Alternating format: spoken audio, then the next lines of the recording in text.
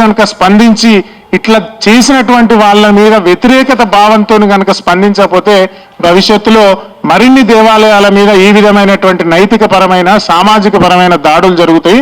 అంతేకాకుండా ఇప్పటి వరకు ఈ ఛార్జ్ షీట్లో ఉన్నటువంటి వాళ్ళందరినీ ప్రభుత్వం ఎందుకు అరెస్టు చేయట్లేదు, వాళ్ళందరినీ 20 సంవత్సరాలు 30 సంవత్సరాల పాటు కఠినంగా జైల్లో పెట్టే విధంగా ఎందుకు చర్యలు తీసుకోవట్లేదని హిందూ సమాజం తరఫున హిందూ సంఘాల తరఫున కూడా మేము డిమాండ్ చేస్తున్నాము.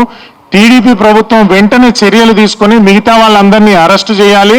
ఎవరెవరైతే ఈ కుట్రలో భాగస్వాములు ఉన్నారో, ఈ కుట్రలో భాగస్వాములు వెనక ఎవరుండి నడిపించారో, ఆ 250 కోట్ల హవాలా డబ్బు ఏ ఏ మార్గాలలో వెళ్ళిందో, ఆ నాయకులు ఎవరు లబ్ధి పొందారో మొత్తం ఇన్ఫర్మేషన్ మీకు దొరికింది కాబట్టి ఆ ఇన్ఫర్మేషన్ ఆధారంగా ప్రతి ఒక్కరిని అరెస్ట్ చేయాలి.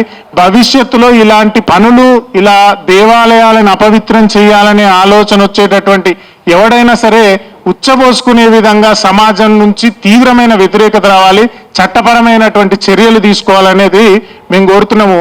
హిందూ సమాజం నుంచి ఈ విషయంలో రాజకీయ పరమైన కోణం ఉంది అని మద్దతు తెలుపకుండా సైలెంట్గా ఉన్నటువంటి వాళ్ళు భవిష్యత్తులో ఇలాంటి అనేక సంఘటనలకు మీరే కారణమవుతారు. కాబట్టి ప్రతి ఒక్క హిందూ మీదైన శైలిలో ఖచ్చితంగా ఈ సంఘటన మీద స్పందించండి.